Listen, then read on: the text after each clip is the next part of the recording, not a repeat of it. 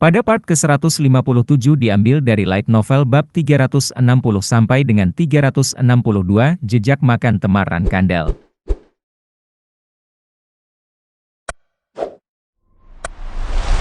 Kalau begitu, kamu seharusnya mengatakannya sejak awal, itu tidak perlu mengejutkan.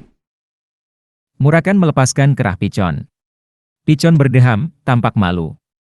Sekarang saya tidak lagi memiliki bengkel lama, saya tidak dapat membuat sendiri api yang diperlukan untuk menempa Bradamante. Jadi aku membutuhkan kekuatan teknik pedang rahasia pedang bayangan. Lakukan dengan cepat dan diam-diam. Pokoknya kalau kamu buka mulut saja, itu bohong. Tahukah kamu betapa kuatnya Osdok? Aku bisa menebak kurang lebih dari intinya, tapi... Pichon melihat intinya dengan mata serakah. Meskipun pancaran matanya berasal dari gagasan untuk menghabisi Bradamante, orang asing mungkin mengira Pichon memiliki keinginan yang buruk. Sekali lagi, aku tidak tahu apa yang akan terjadi jika aku mempercayaimu dan mengirim anak-anak sendirian. Memikirkan hal itu membuatku kesal lagi. Hahaha. Semuanya, ikuti aku. Ayo selesaikan tugasnya segera. Pichon menyanyikan sebuah lagu saat dia turun ke ruang bawah tanah. Murakan memperhatikan punggungnya dan menggelengkan kepalanya dengan jengkel, sementara Jin mengangkat bahu. Di masa hidupnya, dia kurang menghargai diri sendiri hingga dia hanya akan menggonggong jika ada yang mengunjunginya. Dia tipe pria seperti itu. Sejujurnya, aku hampir lebih suka saat itu, dia lebih aneh sebagai dewa. Yah, terima kasih kepada Pak Pichon, kami mulai mencari makam Temar. Dia nakal, tapi pada dasarnya orang yang baik. Bukan berkat orang itu kita mulai mencari makam itu. Itu berkat Solderet. Keduanya mengikuti Pichon ke ruang bawah tanah. Ada bengkel rahasia yang dibangun Jin di ruang bawah tanah, skalanya jauh lebih besar daripada rumah di atasnya. Pandangan mereka tertuju pada landasan besar di tengahnya. Bradamante memancarkan kilatan cahaya di atasnya. Setelah mendapatkannya selama masa kadetnya, Bradamante telah menjadi alter ego Jin. Aku sudah berbulan-bulan tidak bisa menggunakannya. Aku tak sabar untuk itu. Pichon menempatkan inti di atas Bradamante. Kemudian, seperti yang dia sebutkan sebelumnya, seolah-olah menunjukkan bahwa dia tidak perlu menggunakan semuanya, dia dengan terampil mengukir sekitar 30% darinya dengan pisau bedah. Inti yang relatif padat dipotong semulus adonan. Hei, jangan pernah berpikir untuk menyimpan benda itu. Apakah menurutmu aku seorang pencuri? Saya tidak punya niat melakukan itu. Lagi pula, aku masih belum punya naga penjaga. Jin, di mana kamu akan menggunakan sisanya? Apakah kamu berencana menggunakannya untuk memulihkan hatinya? Inti dari makhluk iblis bertindak sebagai ramuan ampuh untuk naga. Terutama inti dalam makhluk iblis seperti Osdok, bukan sepenuhnya mustahil untuk membalikkan kerusakan pada hati naga. Namun, Murakan tertawa kecil. Kamu benar-benar tidak tahu banyak untuk mengatakan sesuatu seperti itu. Baldie, inti batin seperti itu tidak dapat melakukan apapun untuk hatiku. Jika memperbaiki hati sesederhana itu, aku dan anak itu akan menemukan makhluk iblis dengan inti core sejak lama. Kemudian, ada naga yang membutuhkan ini selain aku. Aku akan memberikannya padanya. Caltor, naga petir, naga penjaga Yulian. Jin bermaksud menggunakan inti dalam yang tersisa untuknya. CK. Pichon mendecakkan lidahnya seolah kecewa. Dia memiliki sedikit harapan jika Jin memberinya sisa inti, dia bisa membuat senjata lain. Tentu saja, keinginan Pichon terbatas pada tindakan, keahlian, sebagai pandai besi, dan dia tidak begitu tertarik pada keuntungan pribadi darinya.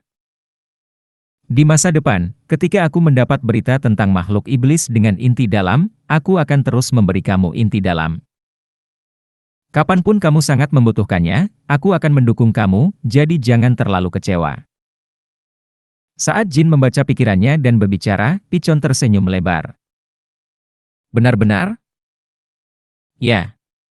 Sekarang aku tahu inti bagian dalam digunakan dalam pandai besi. Aku perlu membuat senjata untuk rekan dan kesatriaku. Yah, baiklah. Saya kira menjadi dewa adalah pilihan yang baik. Kalau begitu, ayo mulai bekerja, kata Pichon sambil bersembunyi di belakang Jin. Lepaskan apinya ke Bradamante. Di sini? Apa masalahnya? Tidak akan ada ruang bawah tanah yang tersisa jika aku melepaskan teknikku di sini. Aku akan membantumu, jadi jangan khawatir. Lepaskan saja sesegera mungkin. Cobalah untuk menyatu pada pedang Bradamante sebanyak mungkin. Namun, jika kamu merasa kekuatanku mengganggu, jangan disingkirkan. Dipahami. Suara mendesing. Saat dia menggunakan kekuatannya, api meletus. Bersamaan dengan itu, api mewarnai pupil Jin, dan mana serta aura mengalir melalui tanda rahasia yang terukir di tubuhnya. Energi api yang sangat besar, bahkan Murakan pun bergidik, langsung memenuhi ruang bawah tanah. Betapapun terampilnya Jin, dia tidak bisa sepenuhnya memusatkan api sebesar itu ke benda kecil bernama Bradamante. Jika sedikit salah langkah, tidak hanya basement ini tapi juga sekitarnya bisa terbakar.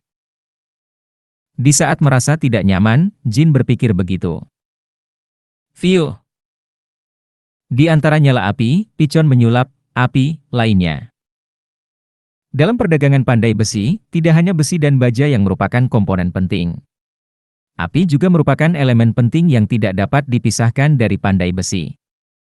Itu sebabnya God of Smiths memiliki kemampuan memanipulasi api. Api Pichon bercampur dengan api Jin, membantu Jin mengarahkan api ke Bradamante dengan lebih lancar.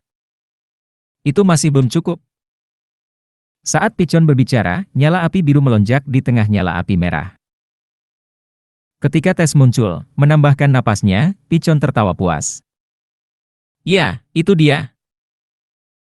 Untuk waktu yang cukup lama, Jin menuangkan api sampai mana dan auranya hampir habis. Jin sudah menurunkan pedangnya dan mengatur napas, tapi nyala api yang berputar masih mengarah ke Bradamante. Berkat inti bagian dalam yang menyatu, Bradamante berkilau dengan rona emas. Kerja bagus. Istirahatlah sebentar, dan aku akan segera menyelesaikannya.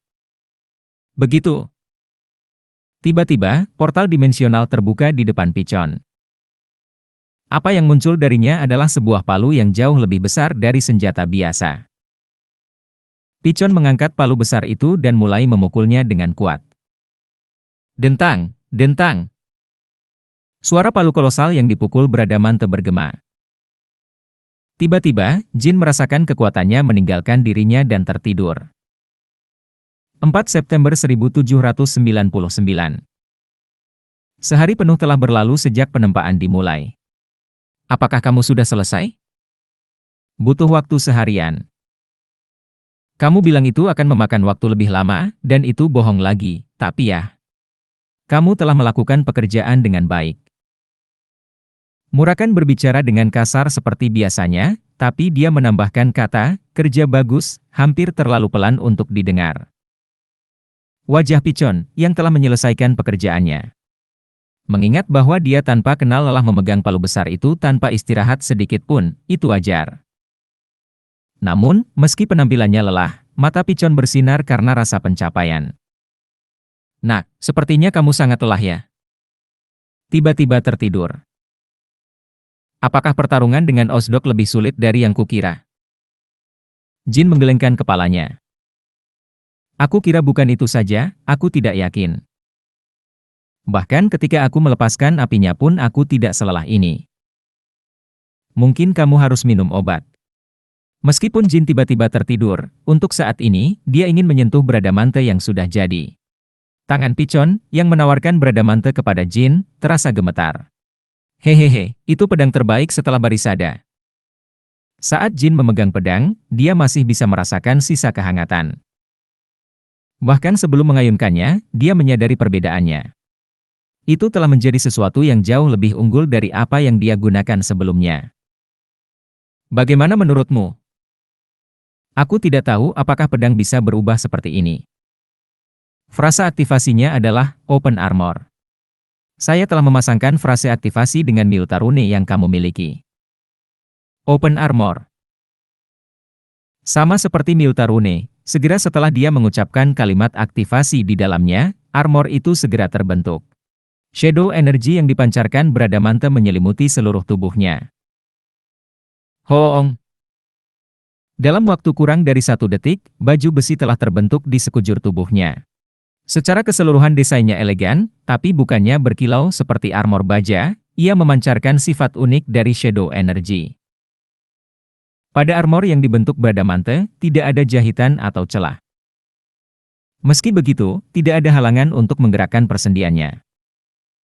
Jin bahkan tidak bisa merasakan beratnya, armornya berwarna hitam mengilap dan benar-benar tanpa cacat. Itu memancarkan kehadiran yang tidak diragukan lagi bisa disebut sebagai mahakarya yang dibuat oleh God of Smiths. Dan jubah yang berkibar megah itu cukup mengesankan. Saya telah menambahkan jubah dengan mempertimbangkan martabat masa depan Anda. Tentu saja, ini bukannya tanpa fungsi. Ia berspesialisasi dalam menangkis sihir. Yang terpenting, jubahnya bisa terlepas, sehingga sangat berguna dalam situasi di mana Anda perlu melindungi orang lain. Apakah kamu menyukainya? Ya, terima kasih atas kerja keras kamu, Tuan Pichon. Hahaha, jarang sekali melihatmu membuat ekspresi seperti itu. Jika kamu juga memeriksa kemampuan ofensifnya, kamu mungkin tidak bisa berkata-kata. Saat dia mengatakan ini, segera setelah dia memasukkan shadow energy, Jin mengangkat sudut bibirnya. Berbeda.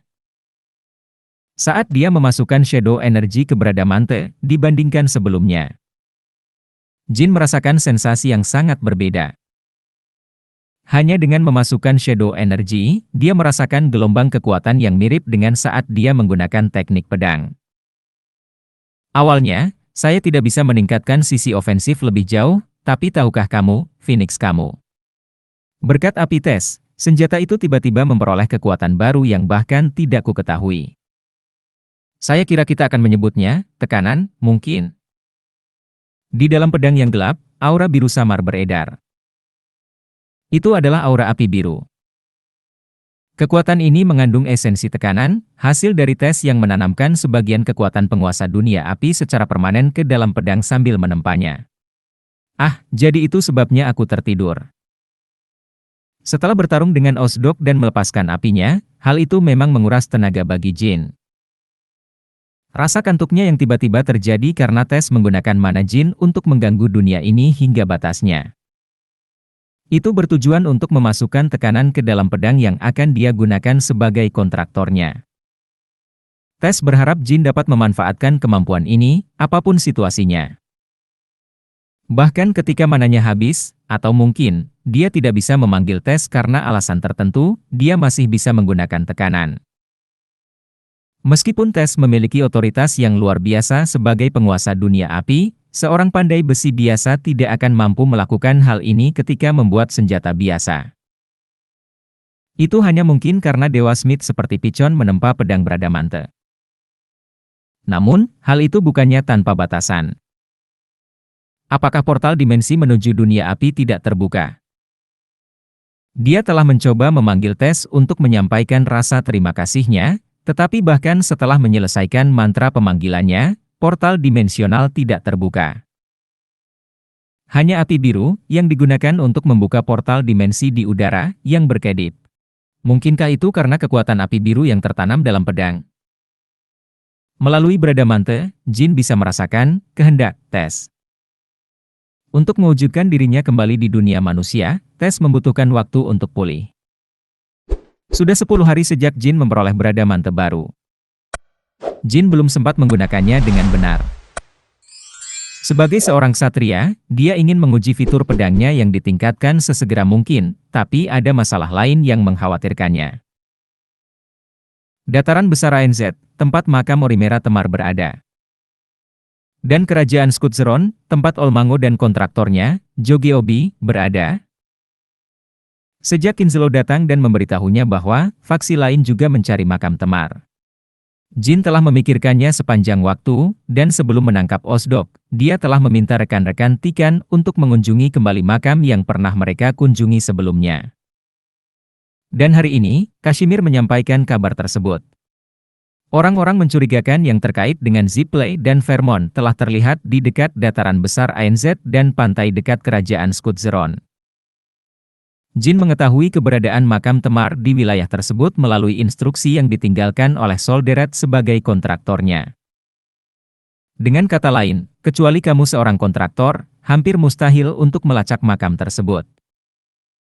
Mereka pasti pergi ke dataran Great ANZ dan pantai Skutzeron karena tindakanku.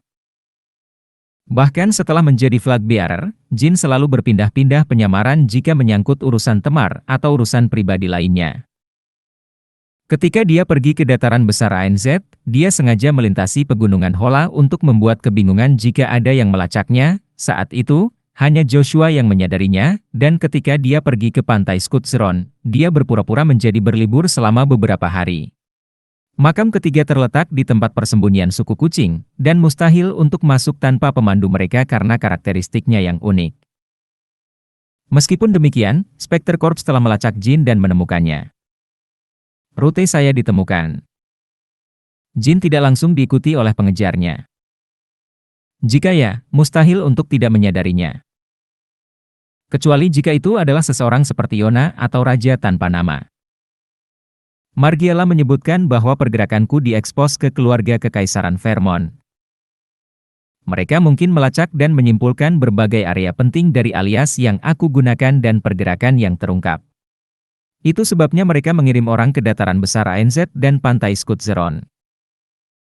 Tentu saja, fakta bahwa Zipley dan Vermont mengirim orang ke dataran Great ANZ dan pantai Skutzeron tidak berarti mereka langsung menemukan informasi penting. Investigasi di tempat-tempat itu telah selesai, dan Jin telah mengambil alat perekamnya. Namun, fakta bahwa mereka mengikutinya itu sendiri penting. Dia mengira suatu hari nanti akan menjadi seperti ini. Faksi besar tidaklah bodoh. Agak mengecewakan karena dia mulai terekspos lebih cepat dari yang diperkirakan. Menjadi pembawa bendera ke-12 Rankandel adalah posisi di mana dia tidak bisa melakukan tindakan rahasia. Tidak hanya Taman Pedang tetapi juga musuh secara alami ingin sekali mengamati setiap gerakan yang dilakukan Jin. Selain itu, musuh juga mencari makam Temar seperti Jin. Menemukan 3 makam sendirian tanpa kecelakaan fatal sejauh ini merupakan sebuah keajaiban. Sebagian karena saya melakukannya dengan baik, namun seiring berjalannya waktu, akan ada batasnya. Dan saya beruntung bertemu dengan Spectre Corps di makam ketiga, ini bisa menjadi kemunduran yang signifikan. Tanpa campur tangan Kinslow yang tiba-tiba dan bantuan Diffus dan Mary, Jin bisa saja mengalami kerugian yang cukup besar. Aku butuh lebih banyak sekutu. Bukan hanya Jin saja, bahkan rekan Jin dan Tikan bersama-sama tidak bisa melawan Vermont dan Zipley. Bahkan Rankandel dipenuhi musuh, dan Kinslow pada akhirnya akan berpartisipasi dalam kompetisi pencarian makam. Saat dia sedang merenung, seseorang menepuk bahu Jin. "Hei, anak muda." Itu adalah Mary. Kakak perempuan. Apa yang sangat kamu pikirkan? Oh, apakah kamu sedang memikirkan kapan kamu akan bertanding ulang denganku? Mary duduk di sebelah Jin. Jin menatapnya, sedikit gelisah. Jika kakak Mary adalah sekutu sejati, dia mungkin benar-benar bisa dipercaya. Mary sudah menganggap Jin sebagai miliknya. Jin juga merasakan rasa sayang manusiawi padanya, mirip dengan kasih sayang persaudaraan. Namun, Jin belum memberitahunya tentang keberadaan Vin Branche dan Pichon Minche. Itu karena Jin menganggap, sebagai pembawa bendera ke-7, dia kemungkinan besar akan memanfaatkan mereka sebagai pandai besi klan. Tapi ada alasan lain mengapa Jin tidak bisa mempercayainya sepenuhnya. Selama kakak keduaku masih ada, kakak Mary tidak bisa sepenuhnya berada di sisiku. Diffus Rankandel, pembawa bendera ke-4 klan. Untuk menjadikan Mary sekutu, Diffus harus ikut serta. Tapi tentu saja, bukan hanya Diffus, bahkan Mary pun tidak meninggalkan patriarki. Aku, kakak keempat, kakak Mary, dan Joshua. Kami berempat belum sepenuhnya meninggalkan patriarki. Lalu ada satu orang yang niatnya sama sekali tidak pasti, Luntia Rankandel. Jika dia juga mengincar patriarki, akan ada total 5 orang yang bersaing. Oleh karena itu, mencoba mendekati Diffus untuk menyelesaikan masalah ini adalah pertaruhan yang sembrono. Mencoba memenangkan hati Diffus dan Mary dapat dengan mudah berakhir hanya dengan memberikan informasi dan ditusuk dari belakang. Mencoba merekrut Diffus dan Mary dengan segera mungkin berlebihan. Tapi mungkin saja untuk menggunakannya. Diffus dan Mary selalu memprioritaskan pilihan klan sebagai pembawa bendera, apapun masalahnya.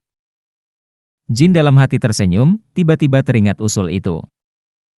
Pertandingan ulang, katamu?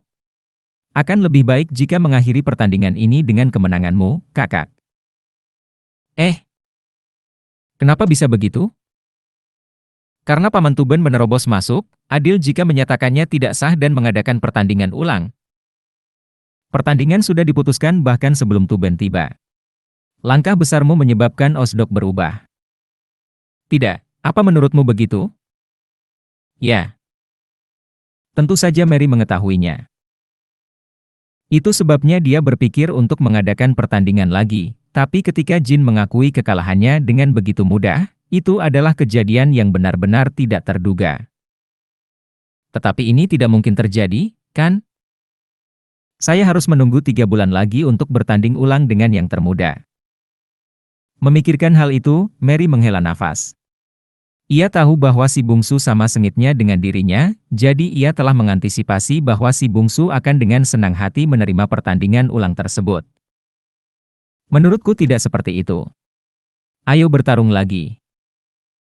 Jangan terlalu keras kepala terhadap seseorang yang sudah mengaku kalah. Kalau begitu aku akan menggunakan perintah pemenang. Perintahku adalah pertandingan ulang. Tidak ada masalah dengan itu, kan?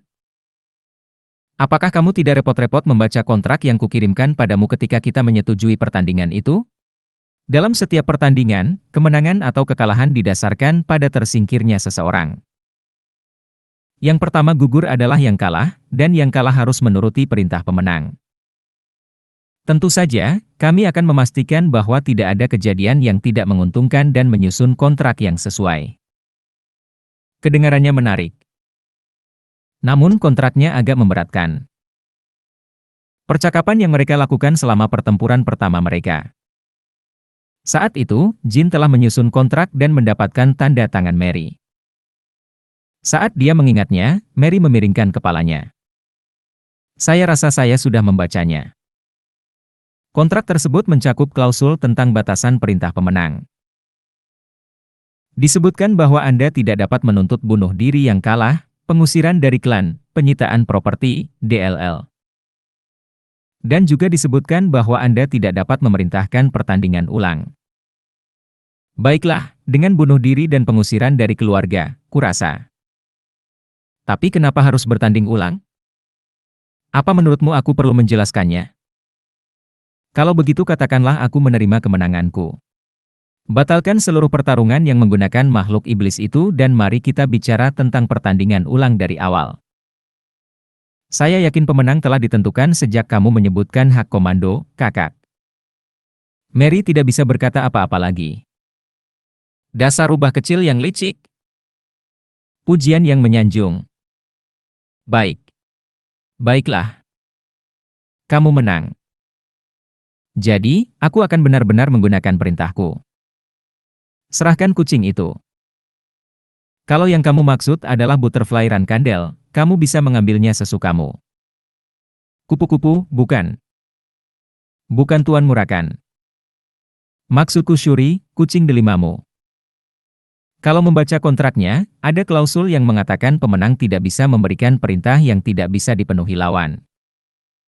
Shuri sudah terikat kontrak denganku, dan aku tidak bisa melepaskannya. Ini tidak adil. Kakak, tolong berikan perintah yang lebih realistis. Tidak terlalu sulit, bukan? Mary hampir meraih kepala Jin karena frustrasi. Tapi itu bukan salah Jin. Dia bodoh karena tidak membaca kontrak dengan benar, dan dia mencoba mengambil keuntungan dari si bungsu sekali lagi. Jadi, dia tidak berhak merasa dirugikan. Namun, dia tidak bisa menahan perasaan marah yang muncul dalam dirinya. Jin memandang Mary, yang sedang cemberut. Misalnya, kamu bisa menyuruhku membawakanmu minuman keras yang enak. Aku tidak membutuhkan hal-hal itu. Atau mungkin minta beberapa majalah edisi terbatas yang dimiliki Murakan? Benar, terakhir kali aku memeriksanya, dia punya koleksi yang lebih menakjubkan lagi, tidak? Tunggu, menurutmu siapa yang kamu bodohi? Jika kamu tidak menyukainya, kamu bisa menanyakan informasi yang Kinselo bawakan untukku kali ini.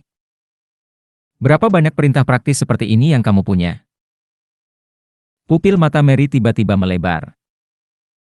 Ah, kenapa dia melupakan hal itu? Ekspresinya sepertinya berkata. Saat Kinselo mengunjungi klan, dialah yang mencegah Gilly melakukan kesalahan. Agak frustasi kalau yang termuda yang mendapatkannya. Yah, lumayan juga kalau tahu. Kakak Diffus juga pasti penasaran dengan apa yang dibicarakan antara ibu, Jin, dan Kinselo saat itu. Sejak kunjungan Kinselo, Rosa belum mengungkapkan informasi apapun tentang hal itu kepada para pembawa bendera. Baiklah kalau begitu. Informasi apa yang Kinselo berikan padamu? Mereka memberitahuku bahwa beberapa faksi, termasuk Zipley dan Vermont, sedang melacak warisan Patriark pertama. Apa? Warisan dari Patriark pertama. Ini tentang makam Temaran Kandel. Makam Patriark pertama, bagaimana dengan itu? Di dalam makam itu terdapat kekuatan dan rahasia Kandel kuno yang telah lama dijaga. Saya mencari makam itu secara terpisah dari klan, dan Kinselo mengetahuinya. Mata Mary melebar. Kamu mencari makam Patriark pertama secara terpisah dari klan? Apa maksudmu ibu tahu dan tetap diam tentang hal itu? Kemarahan Mary yang tiba-tiba tidak ditujukan pada Jin.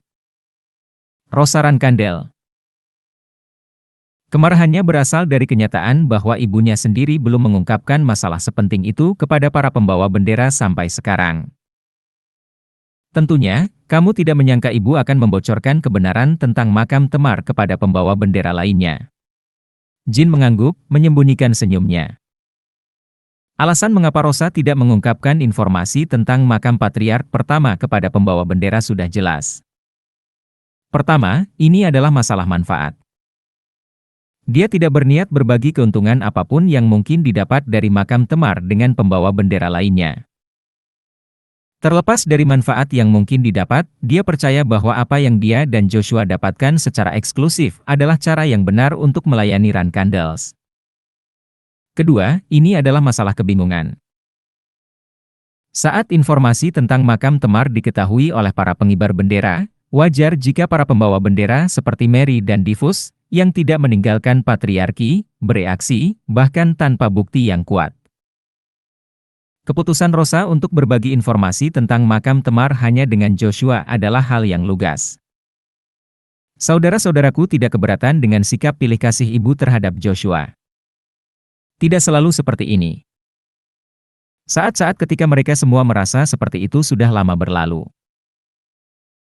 Sebagai pembawa bendera, mereka, seperti halnya manusia, mengalami saat-saat di mana mereka merasa frustrasi karena sikap pilih kasih Rosa dan merasa sulit untuk menahannya. Mereka berjuang untuk menemukan tempat mereka di keluarga yang sulit ini dan bertahan hidup sendiri. Tidak ada ruang untuk melampiaskan rasa frustrasinya kepada orang tua yang penuh kasih sayang. Di masa muda mereka, baik Chiron maupun Rosa bahkan lebih memanjakan anak-anak mereka dibandingkan sekarang. Kadet dan pembawa bendera sementara, yang belum memenuhi syarat untuk membawa bendera marga, bahkan tidak bisa bermimpi untuk memberontak. Luna adalah pengecualian, tapi itu adalah kisah tentang monster yang menyimpang dari norma sejak dia dilahirkan. Dia menanggung ketidakadilan, kesulitan, dan masa pertumbuhan yang menyakitkan dan menjadi pembawa bendera. Menjadi pembawa bendera bukanlah sesuatu yang bisa dicapai hanya dengan bertambahnya usia dan prestasi. Hanya mereka yang kuat baik secara eksternal maupun internal yang memenuhi syarat untuk mengibarkan bendera Kandel. Oleh karena itu, para pengibar bendera tidak lagi diganggu oleh favoritisme. Sikap pilih kasih Rosa tidak lagi mengobarkan amarah di hati mereka, itu hanya gangguan kecil. Namun, itu bukan karena emosi para pembawa bendera lainnya, kecuali Joshua, telah memudar atau padam. Itu karena mereka yakin bahwa sikap pilih kasih ibu terhadap Joshua tidak diragukan lagi adalah keputusan terbaik untuk klan Rankandel. Joshua tidak sehebat Luna, tapi para pembawa bendera juga tidak percaya bahwa menolaknya adalah jalan menuju klan Rankandel. Mereka yakin bahwa sikap pilih kasih Rosa bukan demi keuntungannya sendiri. Itu sebabnya para pembawa bendera menghormati favoritisme Rosa. Namun, berbagi informasi tentang makam Temar secara eksklusif dengan Joshua, di mata pembawa bendera lainnya, jelas bukan keputusan klan Temar Rankandel. Meskipun dia adalah pendiri klan, dia adalah patriark pertama yang malang dan tidak bisa diabadikan di mausoleum. Makam patriark pertama yang kosong di mausoleum adalah simbol kemalangan dan pengingat kekalahan bagi Rankandels. Tahukah kamu? Patriark pertama, Temar Rankandel, tidak dimakamkan di sini. Ya, dan aku juga tahu bahwa tidak ada makam khusus untuknya di Taman Pedang. Energi bayangan yang kamu miliki. Kekuatan itulah yang menyebabkan kami tidak bisa menghormati patriark pertama. Tunjukkan energi bayanganmu.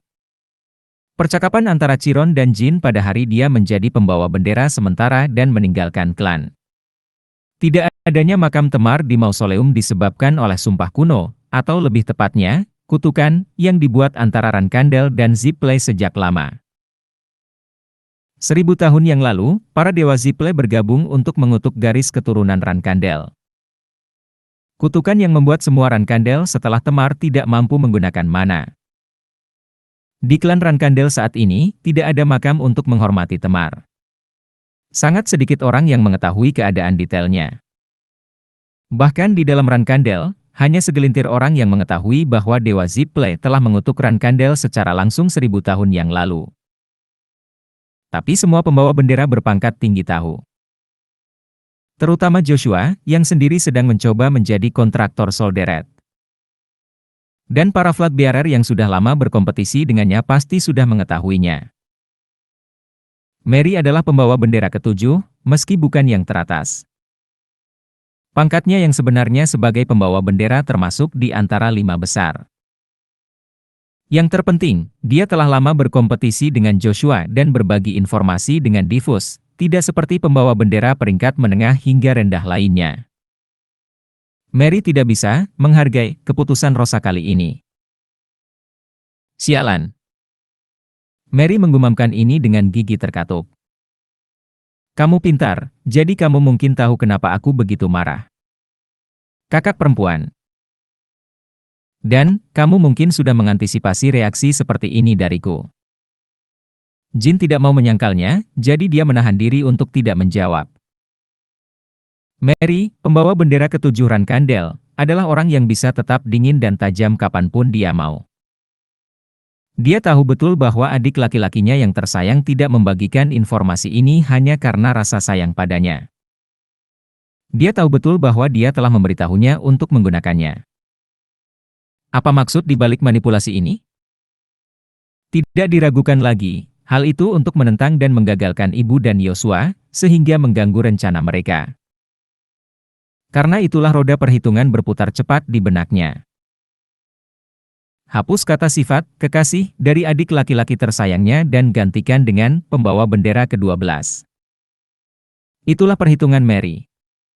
Perhitungan Mary tidak lebih dari mempertimbangkan bagaimana harus bertindak setelah mendengar cerita adik laki-lakinya untuk menentukan manfaat apa yang bisa didapatnya bagi klan dan dirinya sendiri. Sementara Mary tenggelam dalam pikirannya, Jin mulai mengatur pikirannya sendiri.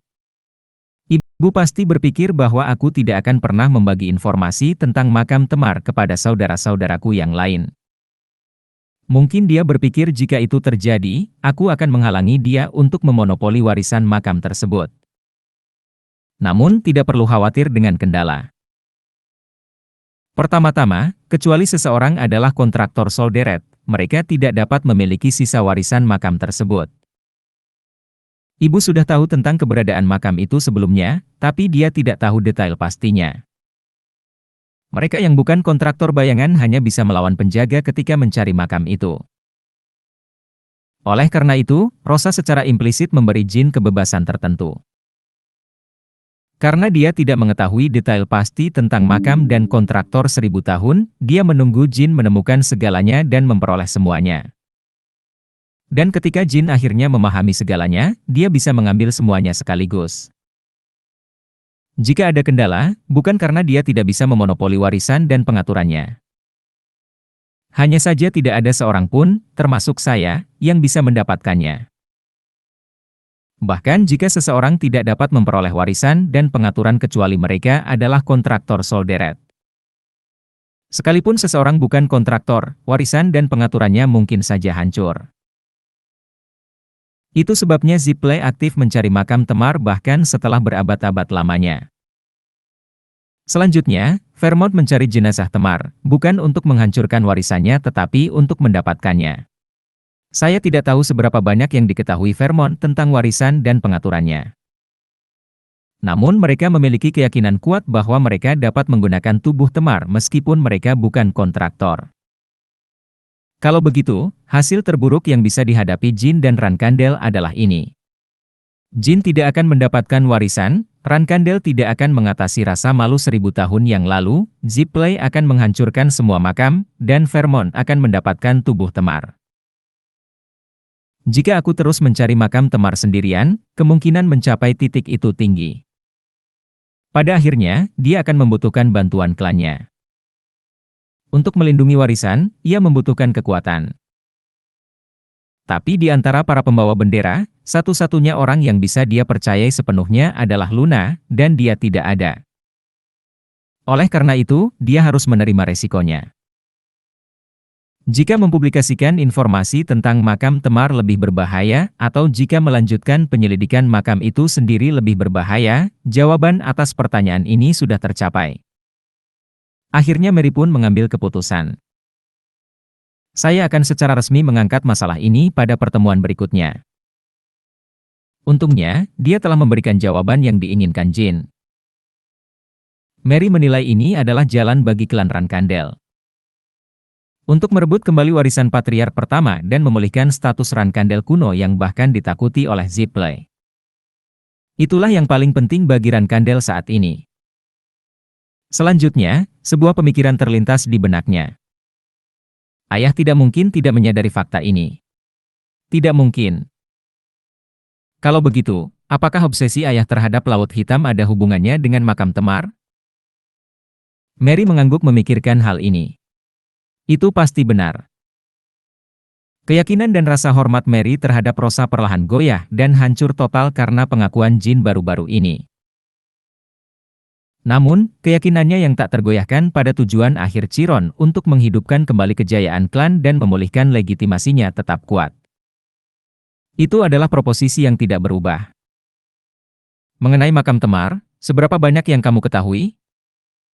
Patriark pertama adalah kontraktor solderet. Itu sebabnya Murakan adalah naga penjaganya. Di makam Patriark pertama, bersama dengan warisan Patriark pertama dan Rankandel kuno, ada juga barang-barang yang ditinggalkan solderet untukku.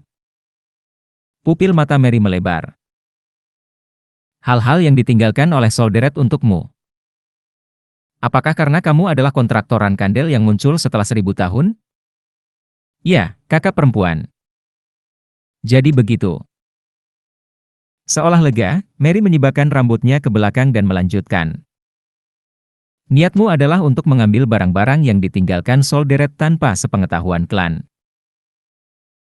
Namun, ketika Kinselo tiba-tiba muncul dan mengungkapkan bahwa faksi lain juga sedang mencari makamnya, kamu memutuskan bahwa kamu tidak bisa menanganinya sendiri, kan? Jin tidak bisa tidak kagum dengan pengamatan tajam Mary. Itu benar. Haus darah muncul di mata Mary. Kali ini, jelas-jelas permusuhan ditujukan pada Jin. Sebagai pembawa bendera ketujuh, dia sangat marah karena Jin menyembunyikan masalah penting seperti itu. Namun, dia bisa memahaminya sampai batas tertentu, tidak seperti saat dia memikirkan tentang Rosa. Dalam pandangan Mary, sebagian besar anggota klan memandang rendah Jin. Yang termuda berumur 19 tahun? Jika itu aku saat itu, aku tidak akan pernah memberitahu klan itu bahkan jika aku tidak bisa memiliki apa yang ada di dalam makam itu. Aku akan menyembunyikannya dari klan, diliputi oleh balas dendam dan kebencian. Mary, yang perlahan menutup matanya, sepertinya sedang mengatur pikirannya. Sial, itu menjengkelkan. Jin tidak repot-repot menambahkan permintaan maaf apapun. Tidak perlu meminta maaf. Dia tidak meminta bantuan sambil mengeluh tentang bebannya.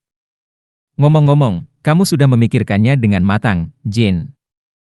Jika kamu terus menyembunyikan fakta ini karena keserakahan, dan aku mengetahuinya, aku tidak akan mengabaikannya seperti sekarang.